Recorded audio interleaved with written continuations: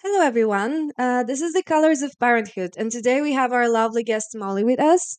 Molly will talk about a bit stress and how stress affect new mothers. But first, Molly, could you share with us about your background? I can. First, thank you so much for having me. I appreciate the opportunity to talk with you and talk about the topic. Yeah, so let's see. First, I am a mother myself. I have two daughters. They are 8 and 10 now, which is apparently called the golden years. So, enjoying that phase of life. Um, my background, I have my doctorate in stress physiology and spent many years doing academic research on stress and reproduction and behavior and endocrinology, so hormones and kind of all of the things along the way. And then after being in that space for many years, I transitioned over to a maternal health company. And that was my first, alongside being pregnant with my first daughter and having that experience, working in the maternal health space was really an eye-opening experience around what one, how cool pregnancy physiology is in general, but two, how many research gaps exist when it comes to pregnancy, but especially when it comes to maternal health in general, and how clinical decisions and innovation and entrepreneurship and support and all of the things are really depending on these loose gappy this loose gappy research that we have in that space, just as a result of decades of underfunding and under research, which I won't go down that rabbit hole, but let's just say that planted a seed in my head for one of the parts of Maternal Stress Project. And then from there, I was 6 years in that world, and then co-founded a nonprofit that was focused on barriers in the workplace related to motherhood, so gender equity barriers related to motherhood, and looking at the motherhood penalty and the gender wage gap as it relates to how mothers are treated or supported in the workplace, and had this, just being immersed in that space of gender equity and the issues that are very related to being a woman, being a mother, being a caregiver, existing in a system that doesn't see the importance of supporting mothers and birthing people and caregivers in general, and just kind of having this all come back to how this relates to health and how it feeds through the stress system and how everything is really interconnected. And so kind of having that whole world really come full circle. And before we go into the scientific part about how stress affect Yeah. new moms, I wanted to ask you, how did you tackle to be an entrepreneur and a mom yourself? I don't know if I would call myself an entrepreneur, but I think I definitely, have a founder bug in me. So I did co-found the nonprofit, and I'm founding the Maternal Stress Project, which is my work now. And I think for me, it's always really been about uh, being true to finding a balance. A balance is kind of a tricky word when it comes to motherhood, because I balance is not the right word. It's more juggle. Like, how do you find a realistic juggle? And just kind of grounding myself in what I want kind of my work life ratio to be, I guess. I don't think it's a balance. I think it's a ratio that can flux a bit. And I think, if anything, COVID really grounded me in how I kind of seek out that ratio. During COVID, obviously, all of us with young children had a lot of things stripped away from us, in terms of how we handle childcare and how we balance work. And it just had this intermingling for those of us who were able to work from home. We were working from home, but also caring for kids. And that was also the time that had just started the nonprofit, and we kind of had an opportunity to just roll it up and say, now is not the time. We have to be focused on this one thing, which is taking care of our children, because we don't have childcare. And for me, I was like, you know what? That's, I I personally, all the kudos to the mothers and fathers who are able to do 100% of the caregiving, but I learned quickly that I needed to be working. But I also really enjoyed having dedicated time and having this opportunity to have dedicated time with my children and kind of reset my balance. And so before COVID, I was working kind of 8 to 5, really dropping my kids off early, picking them up on the later side. And then when I had this big reset, it was okay. I feel like my ideal work hours during the week are 20 to 30 hours. I need to have a minimum of 20 hours of working, which means I need to have a minimum of 20 hours of kids in care. And especially in the early days of COVID, that was a really balance between my husband and I, and then figuring out as things were opening up where they were going. I mean, they were starting school, which was okay.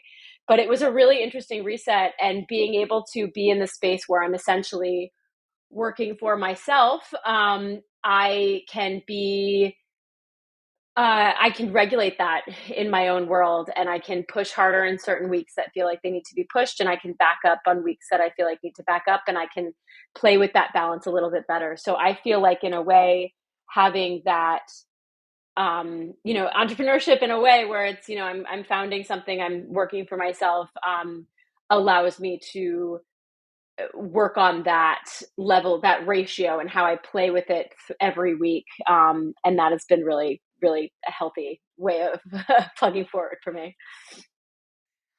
Yeah, I think it's really like individually. So if that worked for you and if Yeah, that what you wanted, that's great. Some 100%. mothers are probably want to just be with their children for now and that satisfy them. So it's really really great that you found that ratio.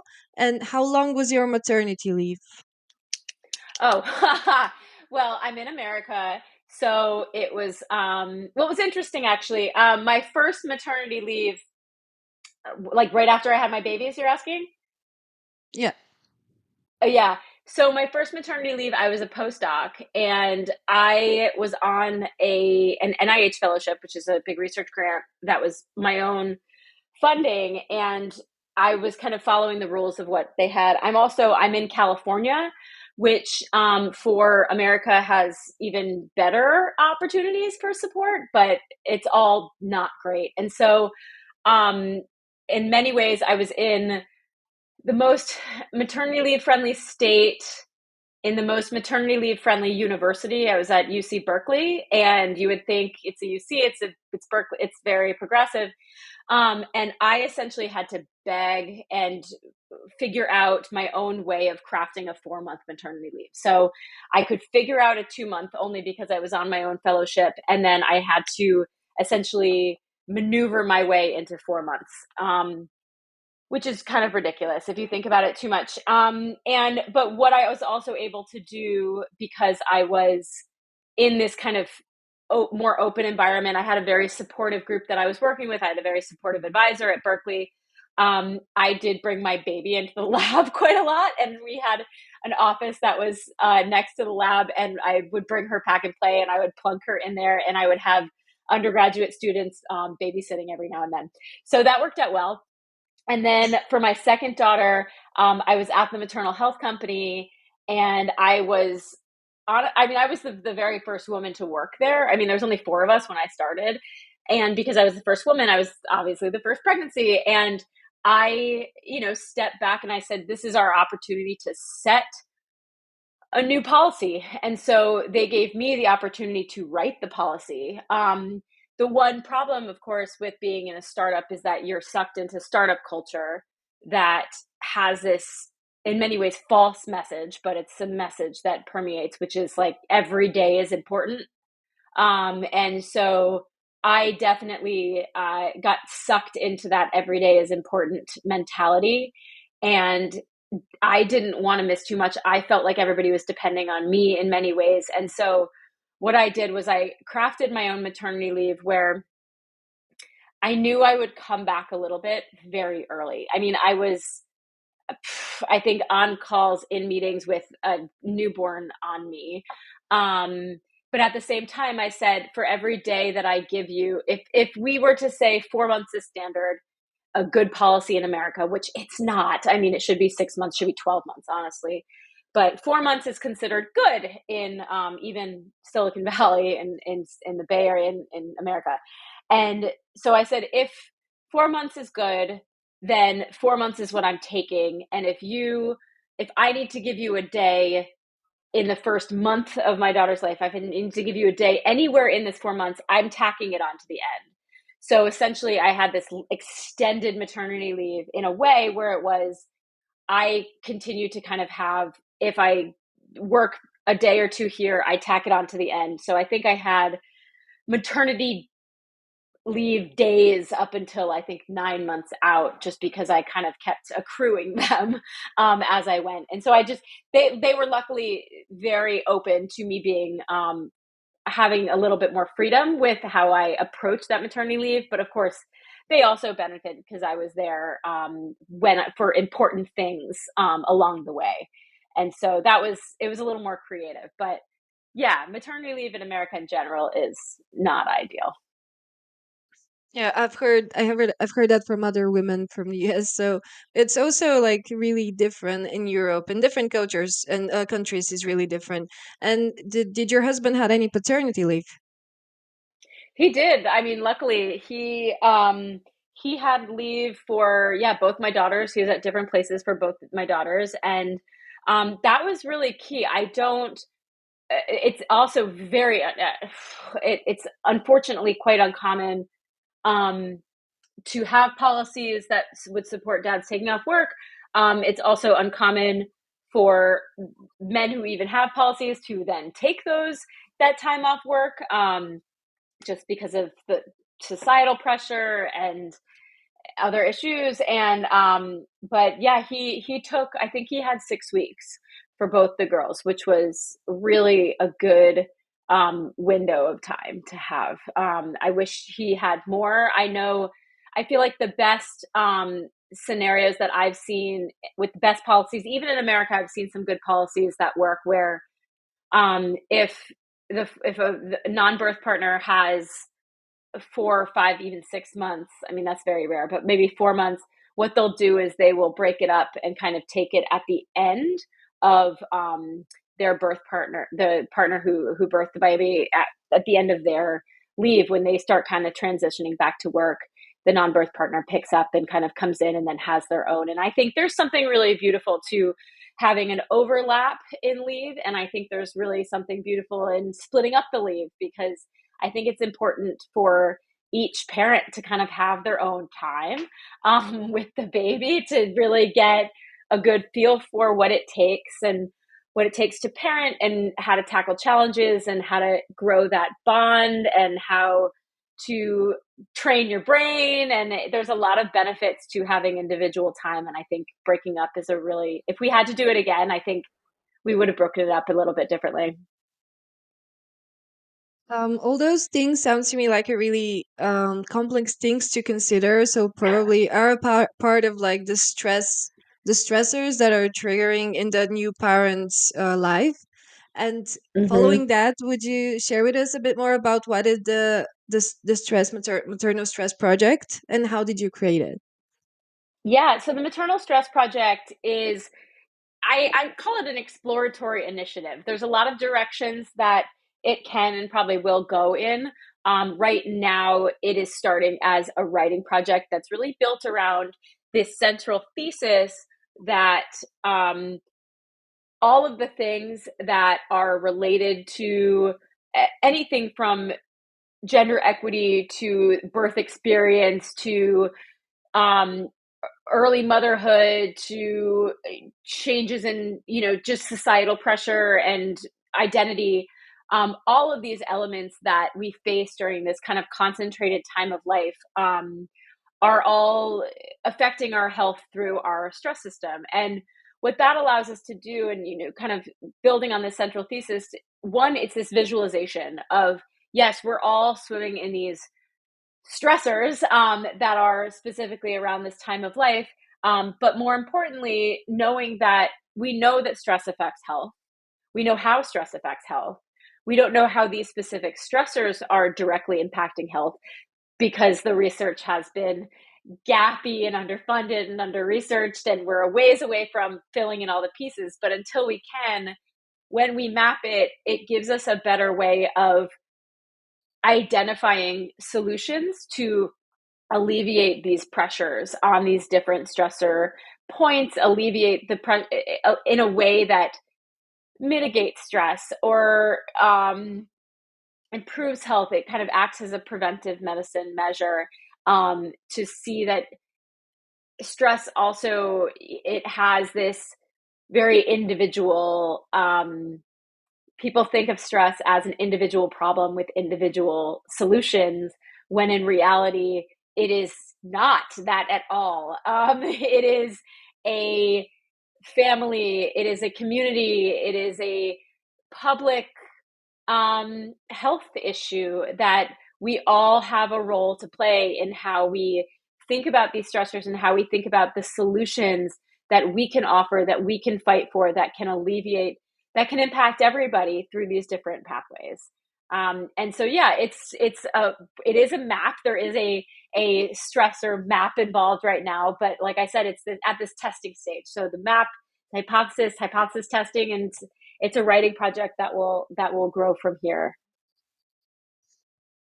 And what would you say are the most common stressors that are coming up for new moms? Well, I think one thing that you pointed out that is one of my, well, I like to say it's one of my favorite stressors, not because I enjoy it, but because I think it's one of those invisible things that when you talk about it, everyone's like, oh yeah, you're right. That is a thing that I feel. You brought it up when you were saying like that's a lot to like wrap your head around and think about. And mental load. Mental load is a big one that I feel like is one, it's an understudied stressor. We don't understand how it might even work as a stressor, but I see it as a stressor, because one, it's also tends to be very gender skewed. So a lot of the mental load associated with everything kind of to, through, and beyond early parenting, if you think about it, you have fertility on one end, you have everything dealing with if you're the birth parent, you have everything dealing with pregnancy and prenatal appointments and all, like navigating, okay, if I need childcare, if I need to figure out my leave, if I need to figure out like all the things I need during this time of life, you're piling on this mental load, that tends to be very gendered. It tends to be the mother, it tends to be the birth parent, and then, on the other side, you have the mental load of, okay, I'm coming out of, I had the baby. Now I'm navigating childcare. I'm navigating return to work. I'm navigating feeding and breastfeeding, or, feeding decisions in general. I'm navigating all these different pieces. And every decision is this part of cognitive load.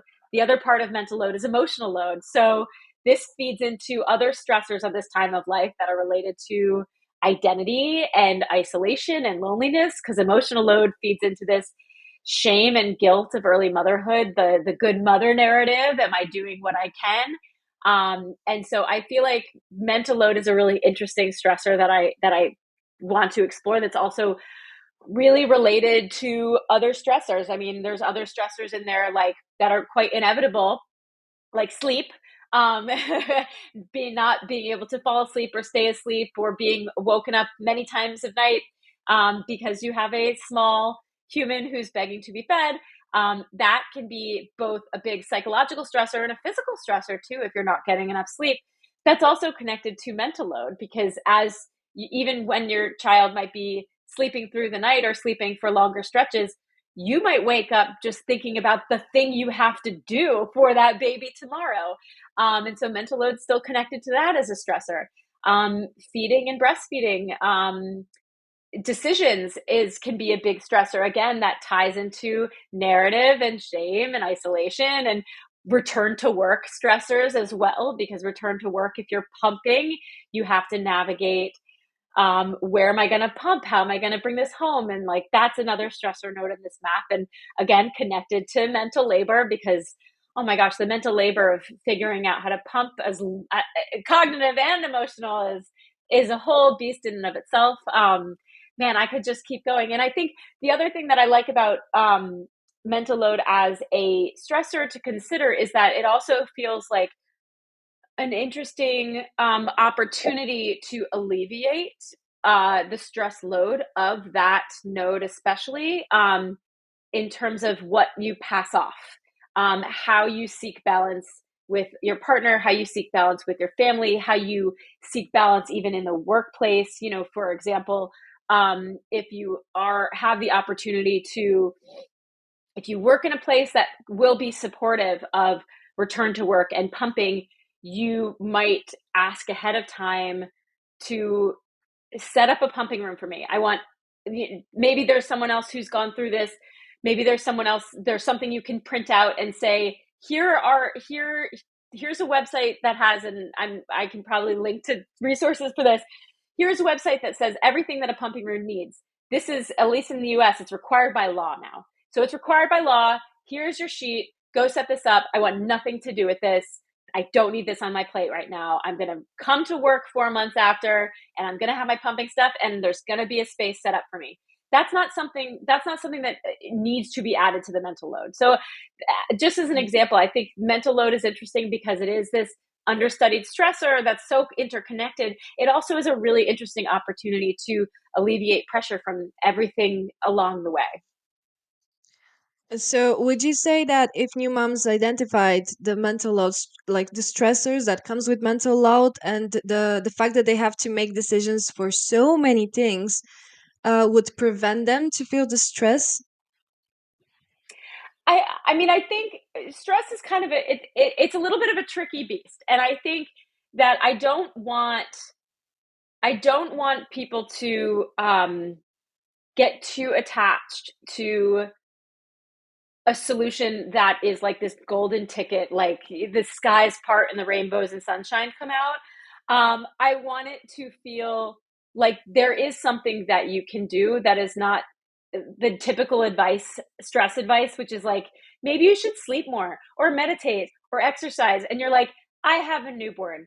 That is, it's hard. Like it is, I feel like for some people, and some people have a great meditation practice, go, yes, go with it. If that's going to work for you.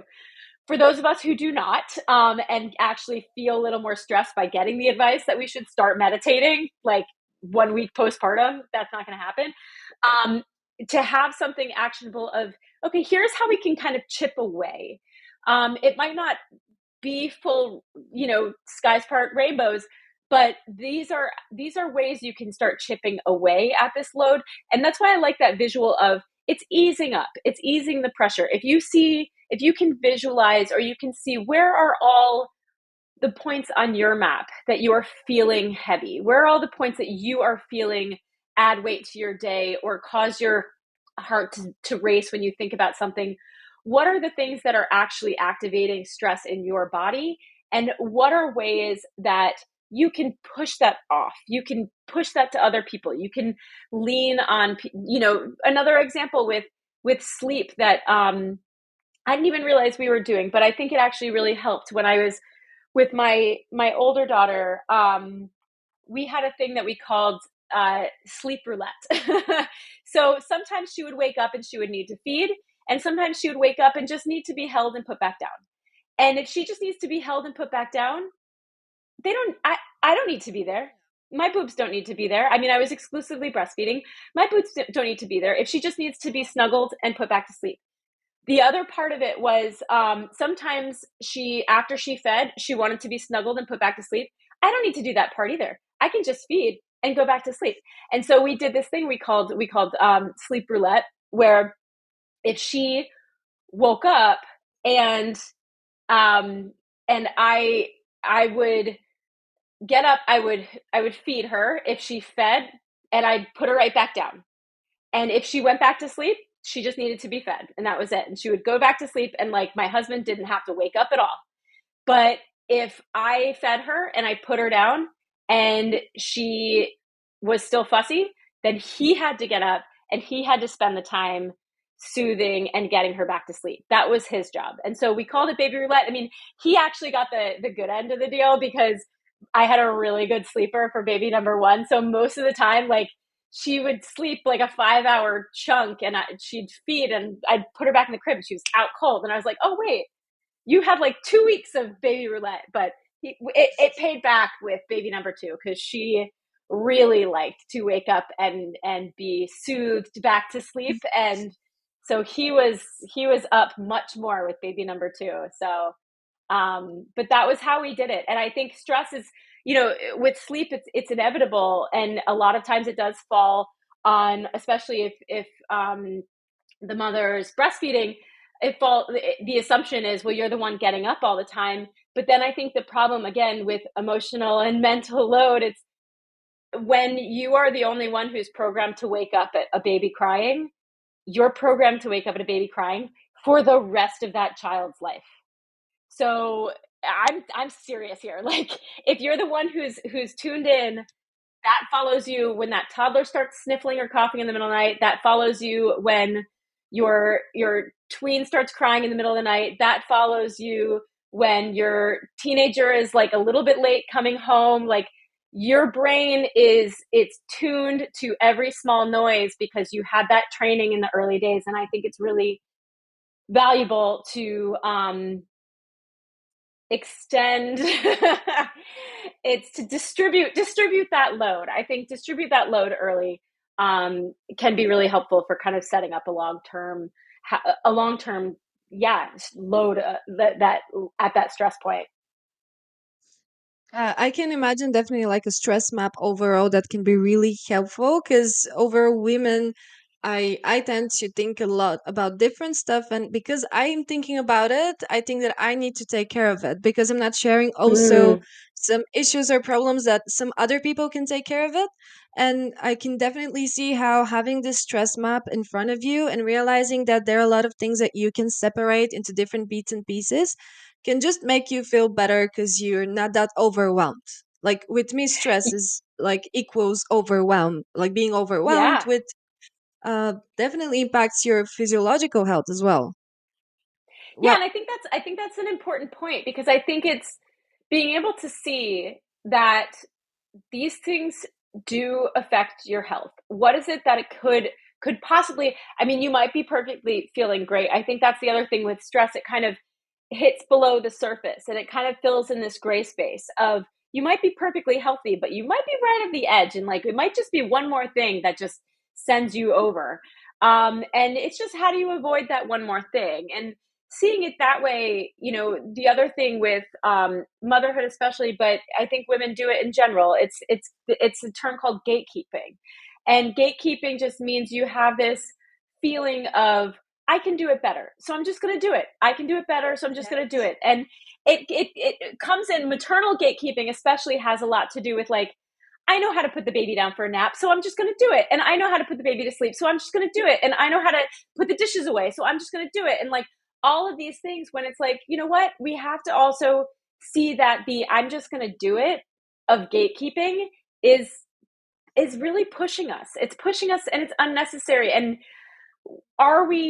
can we find that balance of, like, are you going to feel worse or better if something is done for you and it's not 100% how you would have done it? Like, if that's going to send you in a full tizzy and be super stressful for you, like, that's fine, gatekeep that. But if it's like, you know what, I think it's okay, like, you can put them down for a nap, I just have to listen to their baby cry for like 5 minutes and like I'm good, like, pass it off. And I think that recognizing that gatekeeping is also a piece of this. A lot of it is, we put the weight on ourselves, and where we can see where that weight is, can give permission to say, you know what, this is about my health. I need to be better about distributing this a bit around.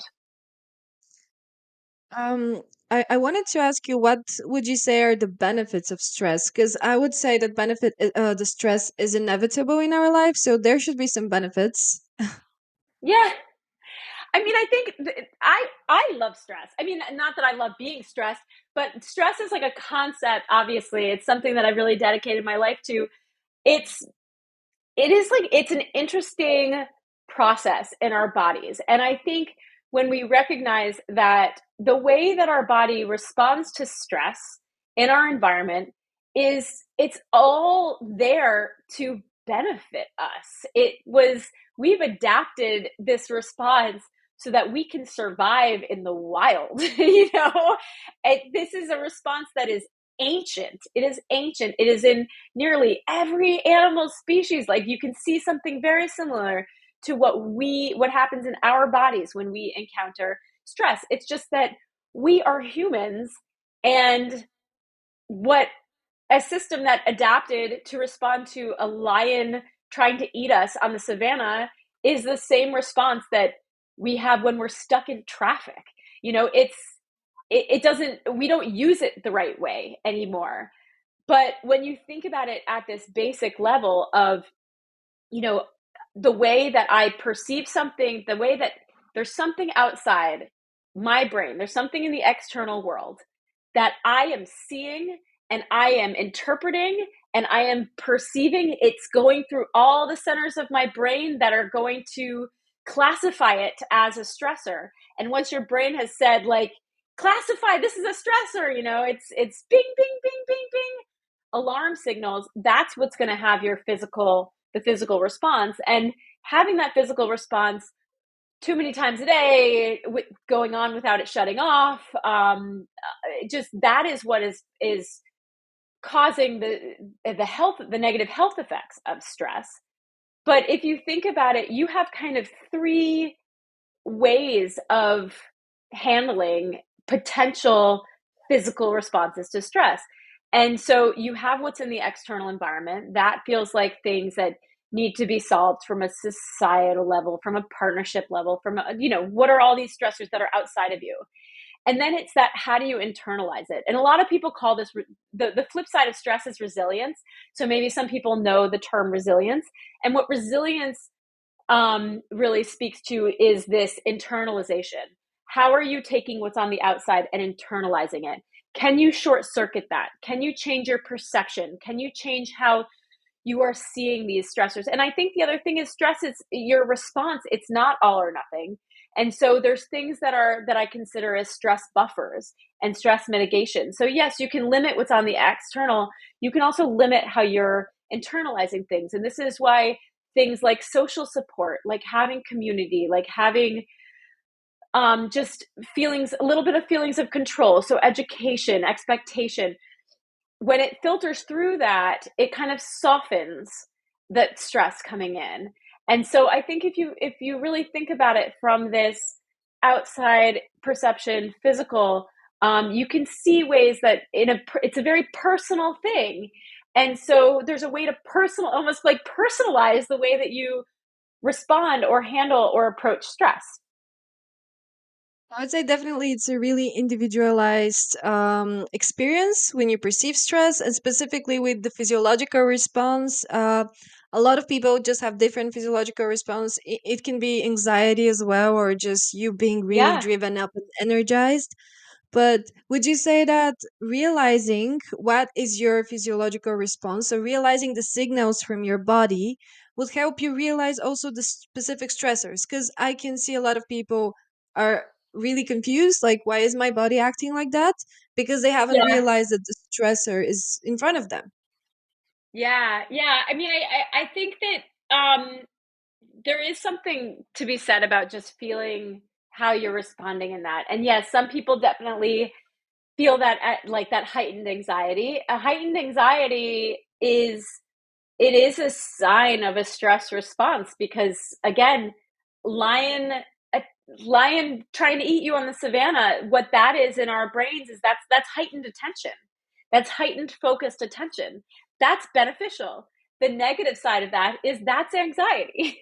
That is, you're hyper focused, you're spinning on a problem, you're thinking through something. Another thing, of course, that I think a lot of people will recognize, getting up and giving a talk in front of a group of people or getting ready to do a podcast. You might feel your heart rate jump. You might feel your heart rate racing. That's the adrenaline. That's part of the stress response. And again, like, this is the same. You might jump out of an airplane for fun with a parachute, and you're going to have the same response. But that response is actually going to be beneficial to you. It's just it's important to every now and then to get a little jolt of that. But again, if you have it all the time, you can imagine your heart racing 5 times a day is not a good, healthy state to be in. And then, with everybody knows cortisol is considered the stress hormone. Obviously, that's harder to visualize, but cortisol as a response, it's kind of this slower response. You're not going to feel it. You're not going to, it can be kind of the follow up with that heart rate racing. It can follow up. It doesn't always. It's more of if a little more on the extreme side. But again, like, the problem with cortisol is that's what's kind of wreaking havoc on a lot of the systems, because that's the stress system in general. It just taps into everything in the body. So it's affecting your cardiovascular system. It's affecting your metabolic system. It's affecting your immune system. It's affecting all these things. And so oftentimes we don't see the repercussions of having this kind of heavier stress load until we see the health effects on the other end of that, until we see autoimmune flare ups, we see metabolic issues, we see mental health issues, we see cardiovascular issues. That's why there's stress related illnesses. Stress itself is not a disease, but it actually exacerbates kind of pre existing or genetically prone conditions. And so oftentimes we can feel these little moments of stress, but we don't know how it's impacting us internally until it goes into this zone of it is exacerbated, it is causing stress related illnesses way down the line. And I say that too because, again, coming back to that, it has this gray space thing. The way to kind of exist in that gray space is limiting stress where you can. It's you eliminating stress from your life. Right now, clinical advice tends to be when you are either having stress related illness or you are right on the edge of it, and they're like, decrease your stress, and you're like, no, we should always be looking to decrease our stress. We should always be looking to kind of stay in that healthy zone, knowing that it could tip at any point, but we're going to just kind of limit where we can. Yeah, I think everywhere in the world it's kind of an issue to prevent anything. It's always like Yeah. after it happened, you have to take steps because it's already too late to just prevent it. Yeah. Yeah. And that's a bit upsetting, but Yeah. it is what it is, I guess. I Yeah. wanted to ask you, what are the main things that you found that are affecting like the health of a new mom from stress? So the main health issues. Yeah, I mean, I think obviously mental health is a big one. With maternal mental health, especially postpartum depression, I mean, perinatal really. So anxiety and depression can be increased in across pregnancy and after as well. So that's why often it's referred to as perinatal anxiety and depression. And I mean, I think it's the stat is that about 80% of new mothers will experience some degree of mood disorder. And it's 25 to 30% will experience perinatal anxiety, depression. There's a larger spectrum of mental health disorder during this time of life, but those are kind of the ones that are have the highest rates. And that is, I mean, much higher rates than non-perinatal, than depression and anxiety outside of pregnancy. And the way I see it is, yes, there's definitely, this could relate to stressors. It could also relate to general physiological changes during pregnancy, which I think a lot of people point to as the source of it, which is during pregnancy, the body is just pushed to an absolute extreme. This is why the Maternal Stress Project map in general centers around pregnancy, because you have stressors that perfectly align with this time of life. You also have a time of life where the body is just pushed to this edge, this physiological edge, and it doesn't take much to tip it over. And pregnancy itself could tip it over, and that's why you have higher rates of perinatal anxiety and depression. But stress could also be that gray space that I keep speaking about. It's shrunk. It's really small, especially at the end of pregnancy when hormones are changing to like super dramatically high levels. Right after pregnancy, those hormones just drop to the floor. It's just this fluctuation that you wouldn't experience any other time of life. And I think it should be very normalized that those changes themselves can put people at risk for mental health disorder. But then tacking stress onto that is one of these, like, this is the time of life when we should be limiting, absolutely eliminating as many stressors as possible. Like, that gray zone between healthy and unhealthy is so thin. It's so thin. Like, we should not layer on any other stressors. And yet, as a society, as a community, like all these things, we still have this your baby, your problem perspective when, and it just has all of these stressors are just perfectly lined up with the time of life when that gray zone is so thin. Um, and so I think it's a combination of just natural changes that make you more at risk for especially mental health disorder. This is also there's a super high risk for cardiovascular disease during this time, and hypertension, and obviously preeclampsia is a cardiovascular issue, and um, that stress is related to these as well. And so again, like, there's things that are just naturally related to pregnancy, and then there's things that we just need to just not have any stress during this time, and it perfectly aligns with the most stress of our lives sometimes. Yeah, and as you said, like society and culture is not really, really helping there because the expectations Yeah. that people have when they're becoming new moms are so high, and because the pressure that society is putting on them is ridiculously high. When this is the time, Mm-hmm. as you said, they need to remove all the stressors that are unnecessary from their life. Yeah. So as we're coming to the end, I really wanted to ask you, what would you say as an advice for a mom that's really stressed? So what are some coping strategies? Because I believe that we can manage stress, we cannot remove it. So Yeah. Yeah.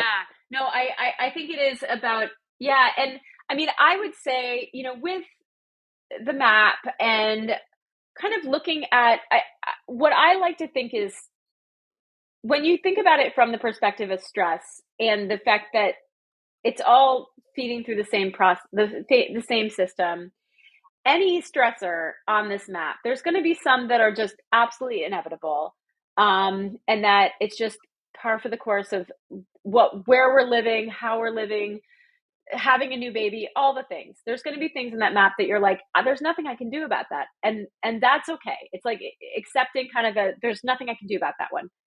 But there might be some on that map that are like, you know what? I think, like, mental load, for example, I feel like is one of those. Like, how just that little bit of day to day, like, where can we almost relieve the pressure off of these certain things? Where can we distribute the load to other people? Where can we like, how can we think about maternal gatekeeping in a way that allows us to see it as that is also part of that is kind of closing off some of these stressor nodes of, like, this one's my problem.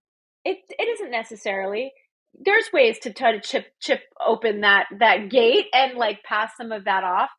um how do I think talking to, especially with, I work closely with the reproductive psychiatrist, Lucy Hutner, and thinking through some of this and the clinical adoption. And one of the things she said is, like, breastfeeding and feeding decisions can be such a stressor, for a lot of women. And so even thinking through what are different ways, like, what is the attachment to breastfeeding, what are the ways to find support in this, or what are the ways to kind of figure out, maybe there's combo feeding involved, like maybe there's another path.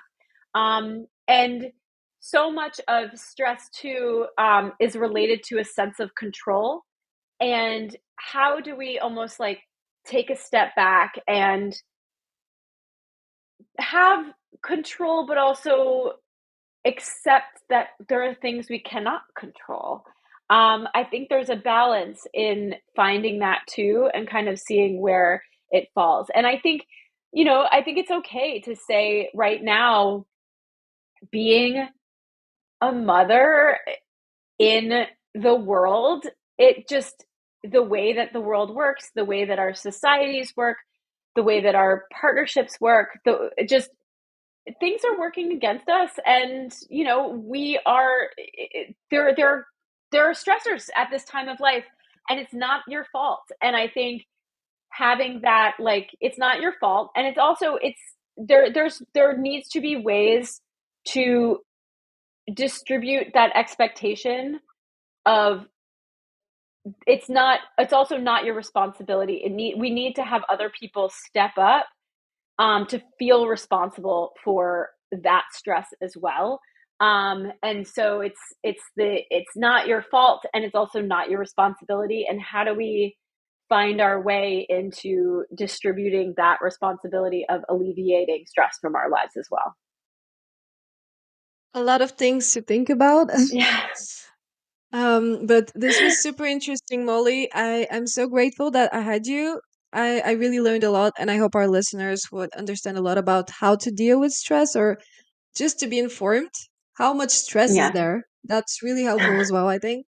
So thank you very much. It was lovely having you. Thank you. Yes, thank you for having me.